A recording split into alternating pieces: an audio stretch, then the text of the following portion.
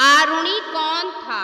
आरुणि महर्षि अयोध्या का शिष्य था और उनके आश्रम में रहकर शिक्षा प्राप्त किया करता था। पांचाल देश के रहने वाले आरुणि के लिए गुरु का आदेश पत्थर की लकीर हुआ करती थी। वह आज भी अपनी गुरु भक्ति और महर्षि अयोध्या के आश्रम में छात्र शिक्षा प्राप्ति के अतिरिक्त आश्रम के कार्यों और गुरु सेवा में संलग्न रहते थे। सबके कार्य विभाजित थे, कोई कृषि कार्य करता तो कोई पशुओं को चराने का कार्य करता तो कोई बागवानी। सभी छात्र विभिन्न कार्यों की जिम्मेदारी उठाया करते थे। उन दिनों खेत में चावल की फसल बोई गई थी, जिसके लिए पानी की पर्याप्त मात्रा खेतों में एकत्रित होना अति आवश्यक था। सब वर्षा की बाट जो रहे थे। एक संध्या तीव्र वर्षा प्रारंभ हो गई। आश्रम के सभी शिष्य प्रसन्न थे कि चावल कृषि के लिए पर्याप्त पानी की व्यवस्था हो जाएगी, किंतु महर्षि अयोध्या में चिंतित थे। उन्हें भय था कि खेत की कमजोर मेड़ वर्षा की तीव्र बौछारों में टूट न जाए। ऐसा ही हुआ तो खेत में पानी टिक नहीं पाएगा और बिना पर्याप्त पानी के फसल बर्बाद हो जाएगी। शिष्यों में जब महर्षि अयोध्या के माथे पर चिंता की लकीरें देखी तो कारण पूछा।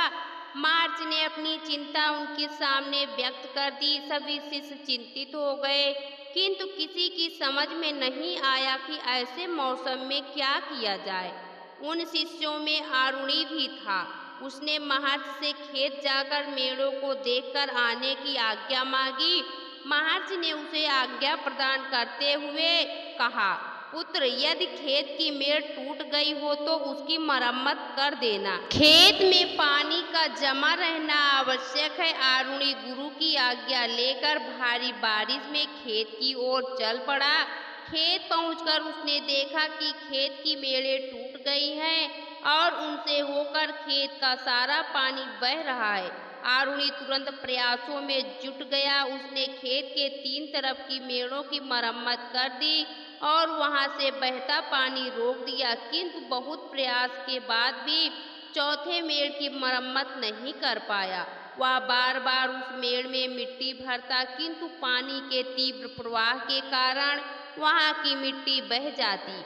बहुत प्रयास के भी उपरांत भी जब उस मेड़ से पानी जाना बंद न हुआ तो आरुणि उस मेड़ पर लेट गया। उसके लेटने से वह स्थान बंद हो गया और वहां से पानी का बहाव रुक गया। आरुणि यूं ही भोर तक बारिश में भीगता रहा और उस मेड़ पर लेटा रहा। इधर जब भोर होने तक आरुणि आश्रम नहीं लौटा तो महर्षि अयोध्या में कुछ शिष्यों को लेकर खेत पहुंचे।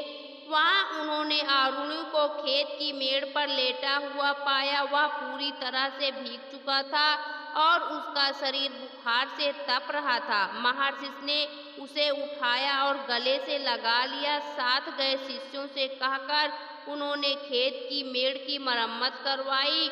आरुणि की गुरु भक्ति देख महर्षि अयोध्या में अत्यंत प्रसन्न थे। उन्होंने उसे अपना परम शिष्यों में स्थान देते हुए तेजस्वी और दीर्घायु रहने का आशीर्वाद दिया। दोस्तों, आपको यह कथा कैसी लगी कमेंट बॉक्स में ज़रूर बताएं। वीडियो को लाइक करें, शेयर करें और हमारे चैनल को सब्सक्राइब करना ना भूलें। वीडियो देखने के लिए आपका बहुत बहुत धन्यवाद।